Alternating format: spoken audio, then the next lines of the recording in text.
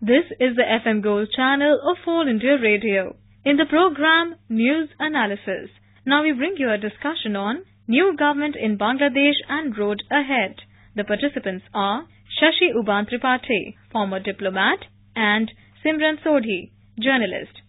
Today we are discussing the victory of Bangladesh PM Sheikh Hasina. She has been elected for a third straight term as her party, the Awami League, has won 288 out of the 300. This victory is also good news for India as Sheikh Hasina's government has maintained very good relations with India. Ambassador Tripathi, when you look at the victory of Sheikh Hasina, how do you see this for the people of Bangladesh? She is immensely popular there, but also seems to be a landslide victory. Two, how do you interpret or see this victory in terms of Bangladesh-India relations? Thank you, Simran.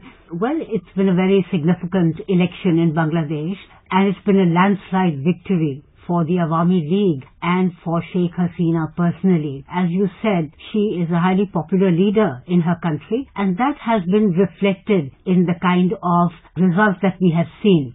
Now, she's been in power for 2 terms already. This is going to be her third. And if she had not done work in the country, then the people would not have brought her back to power. So it has been acknowledged not only in Bangladesh but all across the world really that during her tenure the country has made immense progress in the economic field and in the social field. Economic field, the country is clocking a GDP growth of 6%, which is fantastic by any yardstick today in the world. And this has helped to bring the tens of thousands of Bangladeshis out of the vicious circle of poverty. So this is reflected in the election results. So for Bangladesh, probably it's a very good development because it means that the path that the Awami League and Sheikh Hasina have charted for their country will continue and will take the people forward very quickly. 10 years they've done this. The second thing is that it is also recognized that she has secular credentials. And when you set that against the opposition party, the BNP, mainly because that is the main bloc in this JOF, as it is called, the alliance, then that party is not only anti-Indian but also very extremist, and it has promoted extremist interests in Bangladesh when it was in power. Now, of course, Khalida Zia is sitting in jail on charges of corruption. So for Bangladesh, as I see it, it is a very good development, and the people have shown their faith in this party and in Sheikh Hasina. For India, again, I think it's a very positive development because India has invested a great deal in Bangladesh over the last few years, and India enjoys a good rapport and understanding with the Awami League and with Sheikh Hasina. In fact, she has a very good understanding with our own Prime Minister, Narendra Modi ji. So from our point of view, it's a very positive development. You see, it is not just a neighbor. Bangladesh is an important neighbor because we have historical relations with Bangladesh. Secondly, now it is our gateway to the east, to Southeast Asia, and so it will form a linchpin of our look east policy. The other important point I want to mention is that for our own security, Bangladesh is very important, and Sheikh Hasina and the Awami League have shown great understanding for our security concerns. Ambassador Tripathi, as you pointed out, the Prime Minister was actually the first foreign leader who called up Sheikh Hasina and congratulated her and her party on the victory. And her party and her leadership has also seen India-Bangladesh relations stay on a very positive trajectory. And the opposition does not seem to be that well-intentioned towards India as Sheikh Hasina's party is. But how do you look at the China factor? Because we also see that if Bangladesh in India's neighborhood today is very important for India's Look East policy, we also find that China is increasingly getting into India's neighborhood, whether it is Sri Lanka, it is Nepal, and to some extent Bangladesh. We had the Chinese President Xi Jinping visit Bangladesh a few years ago, and he made a huge, generous loan. How do you see India managing the China factor while maintaining the relations with Bangladesh? You see, China is our main rival. in this area, and even though for a long time China did not admit it, it has come to believe that India is indeed its rival. But that does not mean that we have to launch on a path of confrontation with one another. We can cooperate with one another. There's enough space for the two of us in Asia, South Asia or Southeast Asia actually. And I have to say that India enjoys a great deal of goodwill in Southeast Asia, whereas China, on the other hand, by virtue of its aggressive policies and its aggressive advances, has created a sense of, I would say, a sense of anxiety in a lot of Asian countries. However, don't forget, most of our Asian countries are developing countries. Bangladesh, for instance, is hoping that by 2024, it will be considered a developing country and not a least developed country. So for that, they also need funds, they need investment, and they need a country like China to look at them positively. So I don't quite blame them for encouraging China to spend or to invest in their country. At the same time, the relationship that India has with Bangladesh is quite different from the relationship that Bangladesh has with China. As I said, we have a historical relationship. It's more a kind of a brotherhood. We share so much. We share history, we share language, we share religion, and now we share common interests. And the Awami League and Sheikh Hasina herself, they understand this interlinking of our two countries in various sectors and how it is beneficial to their development. Ambassador Tripathi, to play a bit of the devil's advocate, the two criticisms that have come out of her victory, one of course is that, the opposition has said that the elections are a farce and they have said there was rigging. One is that criticism. Two, people who even say that even if you were to give the devil its due and say there was no rigging and everything was fine, there has been a fair amount of criticism that Sheikh Hasina's government is very authoritarian in its nature, and that needs to go away, because ultimately if she doesn't soften that stance, it might actually lead to more terrorist organizations, more extreme jihadist forces taking root in Bangladesh. As far as the rigging part is concerned, this has been a tradition in a number of countries, and especially in Bangladesh, that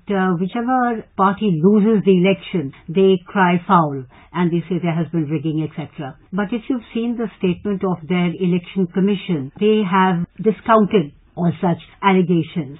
So I don't quite give much credence to this, and this was bound to happen. It's a landslide victory, right? 288 seats out of 300. So I suppose it's natural for an opposition party to cry foul. As far as the other criticism is concerned, there I tend to agree with you that maybe she's called an Iron Lady. And she's even said that the fact that she's called authoritarian is a badge of honor for her. But whatever that may be, the fact remains that any national leader has to show due concern for the opposition also. Because especially in a democracy, the voice of the opposition is like a watchdog, and it's important. And there should not be any attempt to curb that voice. So you are absolutely right that if she wants to take the country along with her, and she wants stability in her country and peace in order for development to prevail, then she will have to take a softer stance towards the opposition. Ambassador Tripathi, we also see that today Bangladesh is the largest recipient of Indian assistance, and Bangladesh has stood by India when it comes to two core concerns, security and connectivity. And there are many projects that India and Bangladesh are doing together. One, of course, this underlines the deep relationship between India and Bangladesh, that they are together in many projects. But we also have projects which fall under the Belt Road Initiative, the Chinese BRI, and there also we find Dhaka is a recipient. So again, did you feel that as time moves on and India pursues its neighborhood first policy and the look east policy, we will have to do more of a balancing act, and we might have to work a little harder with our neighbors? Oh, absolutely. It's going to be tightrope walking, as they say. And I think that India is pretty well equipped to do the balancing act. Today, I think we are very well placed. Today, on the first day of a new year, I can say this, that we have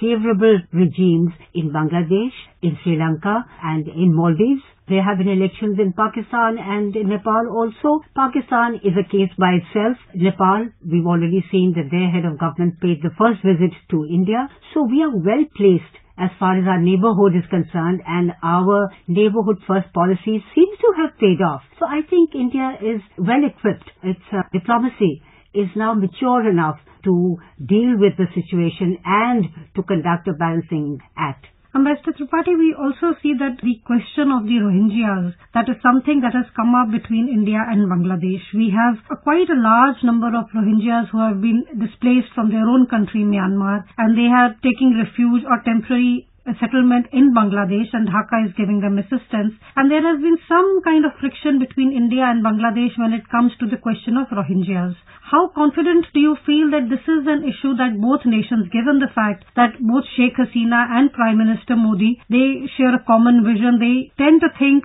similar on many of the platforms. Are you confident that Rohingyas is something that both the leaders will be able to sort it out and move ahead? Oh, absolutely. I think so. In fact, India has already begun to coordinate its policies with Bangladesh. As you know, India has given a great deal of humanitarian aid to the refugee camps that Bangladesh has started. It has also assisted in negotiating with Myanmar to take back the Rohingyas from Bangladesh.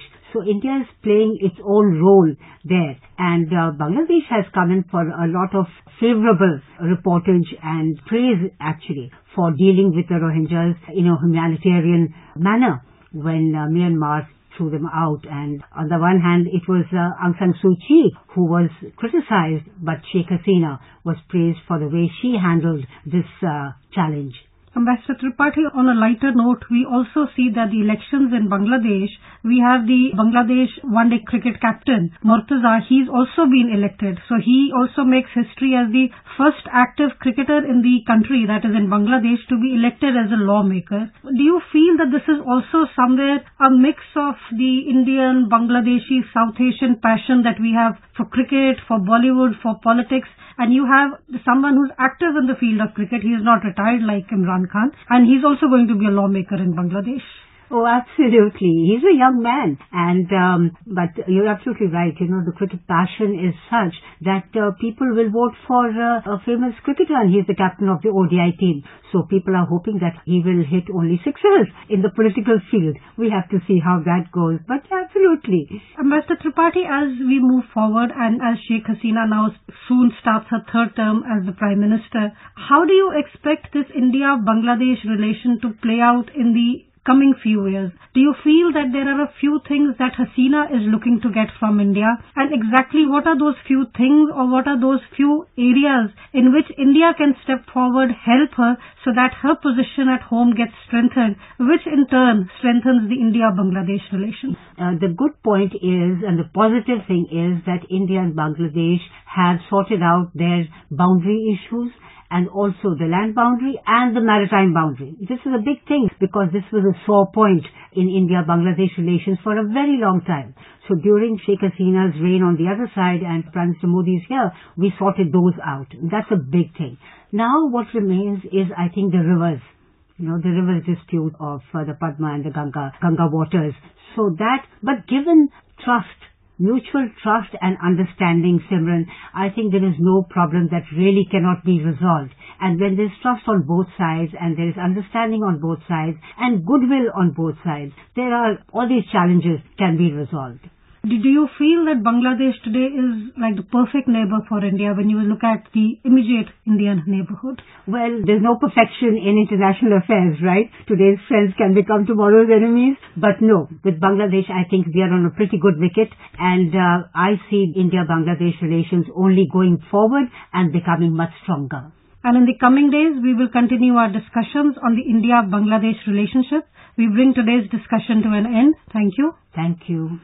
You were listening to a discussion on New Government in Bangladesh and Road Ahead. The participants were Shashi Uban Tripathi, former diplomat, and Simran Sodhi, journalist. This program was produced and presented by the News Services Division of All India Radio. This program is also available on our website, newsonair.nic.in. You may email your opinion about this program at airnsdtalks@gmail.com.